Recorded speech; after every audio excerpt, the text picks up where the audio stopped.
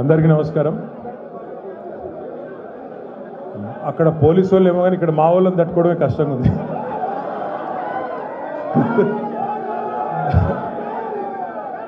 గౌరవనీయులైన మా పార్టీ నాయకత్వం, సీనియర్ నాయకత్వం ఇవాళ తెలంగాణ భవన్కి తరలి వచ్చి సంఘీభావంగా నిలిచిన మా ఆడబిడ్డలకు, అన్నదమ్ములందరికీ ముందుగా మా సీనియర్ నాయకులందరికీ, గౌరవ శాసనసభ్యులు, గౌరవ శాసన మండలి సభ్యులు, గౌరవ పార్లమెంట్ సభ్యులు, గౌరవనీయులైన మాజీ శాసనసభ్యులు, ఇంకా రాష్ట్ర స్థాయి నాయకులు, వివిధ కార్పొరేషన్ల చైర్మన్లు, హైదరాబాద్ నగర నాయకులు, మా కార్పొరేటర్లు, పేరు పేరున అందరికీ ముందుగా హృదయపూర్వకంగా ధన్యవాదాలు.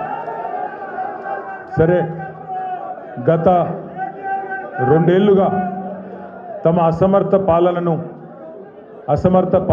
పరిపాలన వైఫల్యాల నుండి ప్రజల దృష్టి మరల్చడానికి ఒకటి తర్వాత ఒకటి ఏవైతే కొన్ని కాలక్షేప కథా చిత్రాలు నడుపుతూ ఉన్నారో ఆ కాలక్షేప కథా చిత్రాల్లో భాగంగా, పరంపరలో భాగంగా ఇవాళ నాకు కూడా ఏదో నోటీసులు ఇచ్చి టెలిఫోన్ ట్యాపింగ్ మీద ఏదో విచారణ చేస్తామని చెప్పి పోలీస్ శాఖ వాళ్ళు పిలవడం జరిగింది.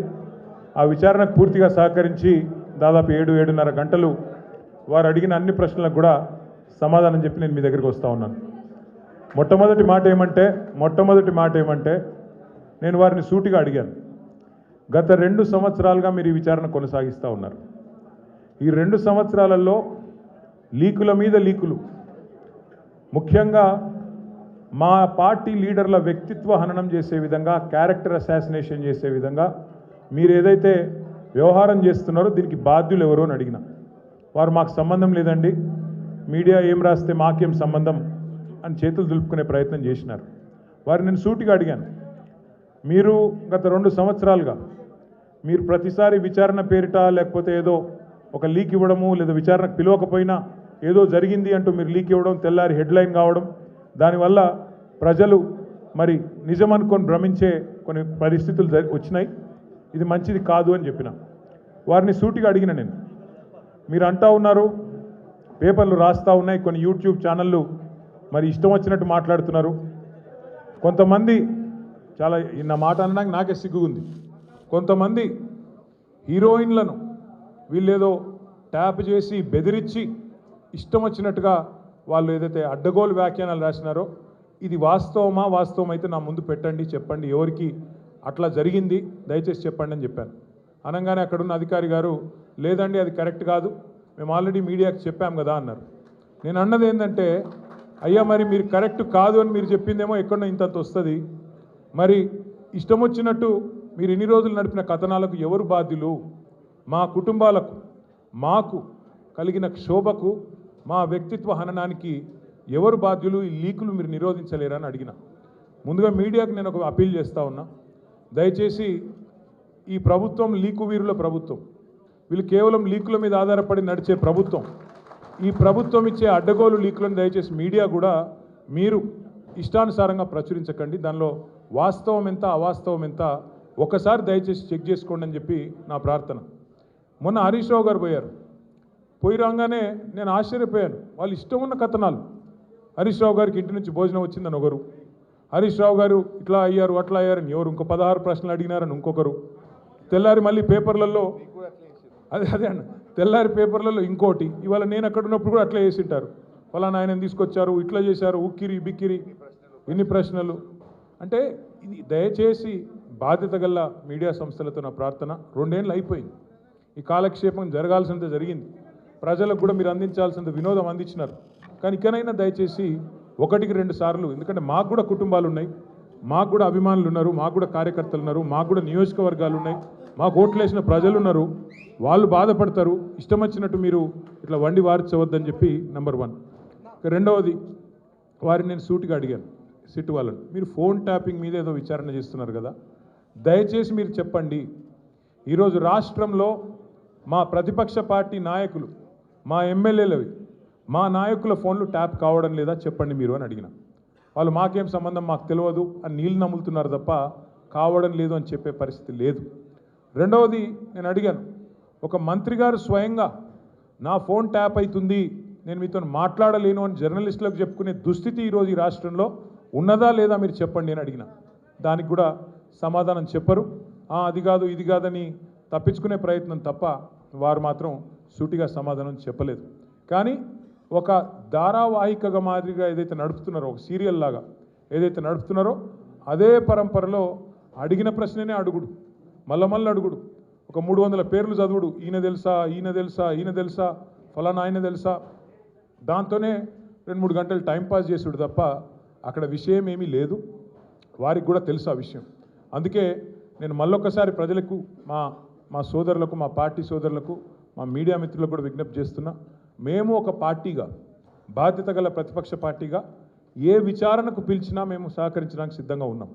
మీరు ఎన్ని కేసులన్నా పెట్టండి, ఎన్ని సిట్టులన్నా వేయండి, బాధ్యత గల ప్రతిపక్ష పార్టీగా పూర్తి స్థాయిలో చట్టాన్ని గౌరవించే వ్యక్తులుగా సహకరిస్తాము. మీరు ఎన్నిసార్లు పిలిచినా వస్తామని చెప్పి కూడా వాళ్ళకు కూడా చెప్పినాం. కానీ మా బాధ్యత పెద్దది, ప్రతిపక్ష పార్టీ బాధ్యత పెద్దది. మా బాధ్యత ఏంది? ప్రభుత్వ వైఫల్యాలు, ప్రభుత్వ అవినీతి, ప్రభుత్వం ఏదైతే పూర్తి స్థాయిలో డైవర్షన్ గేమ్లు ఆడుతున్నదో దానికి సంబంధించి కూడా ఖచ్చితంగా మేము ఎత్తి చూపే ప్రయత్నం చేస్తూ ఉన్నాం.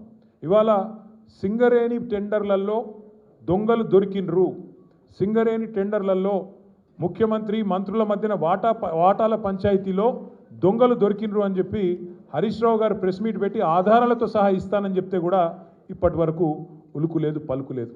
సరే మీరు సిట్లు వేస్తున్నారు, వేసుకోండి.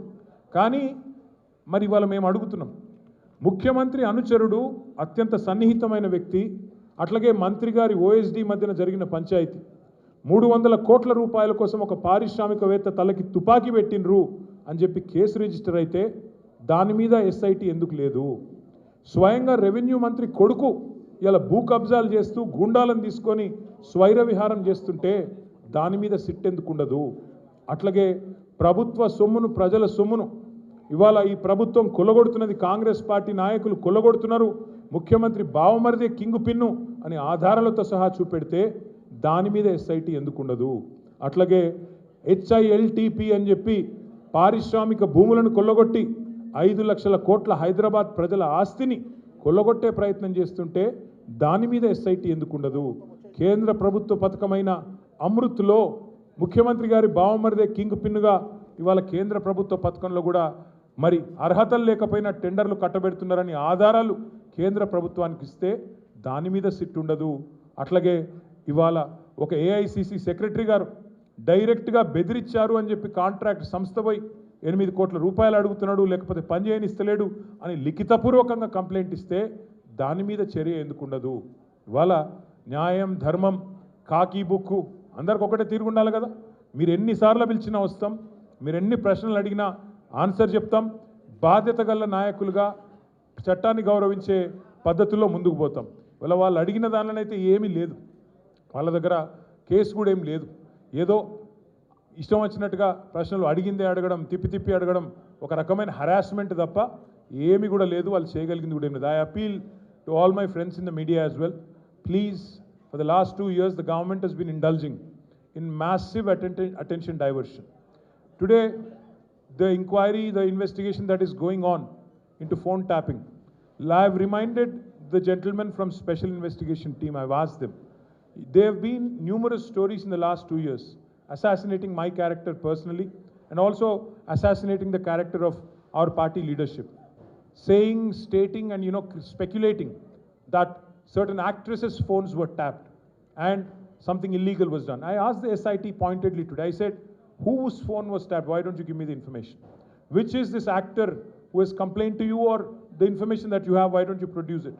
Then the ACP there says, no, we've already clarified, no such thing has happened. But enough damage has been done to me, to my party leadership, to my family, to all the constituents of my constituency.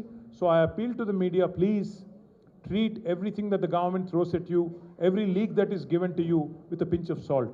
Please corroborate, please verify, please check the facts and only then publish.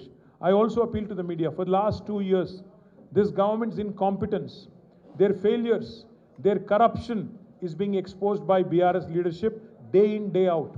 Be it Amrut scam where Chief Minister's brother-in-law was the kingpin, or be it coal scam in Singareni where again the same gentleman is the kingpin. Let us focus on real issues. Let us focus on the failures of Congress party and Congress government. They had made 420 promises to the people of Telangana by which they got into power. Today, they have been a disaster. Their government has been a disaster. Revenues are slipping. Telangana is falling under the weight of the corruption of the Congress government. So my humble appeal to the media also is to please focus on delivery of 6 guarantees. Please focus on the misery in this administration. Please focus on the corruption in this administration. Please focus on real people issues, not these fabricated stories and manufactured stories, cooked up stories, so to speak. So my humble request to all of you, మళ్ళొకసారి మీ అందరితో నా ప్రార్థన, దయచేసి రేపు మళ్ళీ రాస్తారు. మన హరీష్ రావు గారు పోయినప్పుడు ఎట్లా అయితే ఇది అది అది ఇది అని వడ్డించి కొత్త లీకులు రాస్తారో వాటిని విశ్వసించకండి. కావాల్సుకొని లేని ఉన్నట్టు ఉన్నాయి లేనట్టు ఏవేవో కథనాలు వడ్డించి రాస్తారు రేపు. దయచేసి అది కూడా సెలెక్టివ్గా రాస్తారు. కొన్ని మీడియా సంస్థలకే ఇస్తారు. ఎవరికి ఇవ్వాలో వాళ్ళకే ఇస్తారు, వాళ్ళ అస్మదీయులకే ఇస్తారు. కాబట్టి జాగ్రత్తగా దయచేసి మన వాళ్ళు కూడా ఎవరైనా సరే వీళ్ళు రాసే కథనాలు, వీళ్ళు పెట్టే స్టోరీలు, ఈ cooked up stories, cock and bull stories నమ్మవద్దు. మనం చట్టాన్ని గౌరవించే పౌరులుగా ఎన్ని కేసులు పెట్టినా ఎదుర్కొందాం. కానీ ఈ ప్రభుత్వాన్ని వారి వైఫల్యాలని ప్రజాక్షేత్రంలోనే చీల్చి చెండాడదామని చెప్పి మళ్ళొకసారి విజ్ఞప్తి చేస్తూ ఈరోజు సంఘీభావం తెలిపిన ప్రతి ఒక్కరికి ధన్యవాదాలు.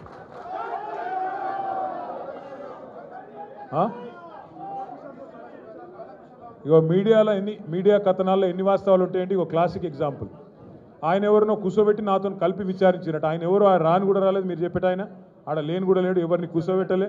గదే అంటున్నా, ఎవరు మనిషి లేడు ఆడెవరు లేడు. మరి అందుకే అంటున్నా, మీరు మీడియా వాళ్ళు కూడా చూసుకోవాలి. ఎవరితోనో కలిసి కూర్చోబెట్టి నన్ను విచారించినట. పురుగు కూడా లేడు, ఆ పోలీసు వాళ్ళు నేను తప్ప ఆడెవడు లేడు. కాబట్టి ఇటువంటి అన్నీ ఉంటాయి. ఇప్పుడు టీవీలో వచ్చింది ఏంటంటే, ఫస్ట్ మాజీ డీసీపీ రాధాకృష్ణతో కూర్చోబెట్టి ఆ 2 ఫోటోలు మీది ఆయనది పక్కన పెట్టి అదొకటి పెట్టారు. ఆయనది అయిపోయింది ఆఫ్టర్నూన్ 2 తర్వాత. అంటే ప్రభాకర్ రావుని పిలిపించి మళ్ళీ ప్రభాకర్ రావుని మీరు కూర్చోబెట్టి అక్కడ తారక రామారావు తప్ప ఏ రావు లేడు, నేను ఒక్కనే ఉన్నా తప్ప ఎవరు లేడు.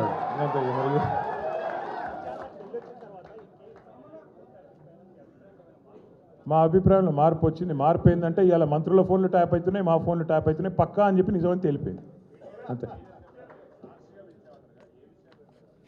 మరి సాక్షిగా పిలిచినరా ఈనాడుగా పిలిచిరా నాకైతే తెలియదు. కానీ కాదు సోదరా, వాళ్ళు ఏమేమో అడిగిందే అడుగుడు తప్ప ఏం లేదు, విషయం ఏం లేదు. అడిగిందే అడుగుడు, ఏదో మ్యానుఫ్యాక్చర్డ్ ఒక స్టోరీ మ్యానుఫ్యాక్చర్ చేసి దాన్ని కష్టపడి నిజమని వాళ్ళు ప్రజల్ని భ్రమింపజేసే ప్రయత్నంలో, వాళ్ళ వైఫల్యాల నుంచి ప్రజల దృష్టి మరల్చే ప్రయత్నంలో చాలా బలంగా పోలీస్ వ్యవస్థ రేవంత్ రెడ్డి గారిని కాపాడే ప్రయత్నం చేస్తుంది. భయపడేటోళ్ళమైతే టైం అడుగుతుంటాం కదా, భయపడేటోళ్ళమైతే మేము రాము అంటుంటిమి, భయపడేటోళ్ళమైతే కోర్టుకు పోతుంటిమి. నేను సిరిసిల్లలో ఉన్నా, నిన్న విచారణకు ఆదేశించారు 4:30కి. రాత్రికి వచ్చేసిన, ఇప్పుడు రాత్రికి బయలుదేరి వచ్చేసిన. హరీష్ రావు గారు మన సిద్దిపేటలో ఉన్నారు, రాత్రి 10కి ఇస్తే కూడా తెల్లారి వచ్చినాము. మాకు భయం ఉంటే ఎందుకు వస్తాము? Simple logic. ఎనివే మళ్ళొకసారి అందరికీ థ్యాంక్ యూ.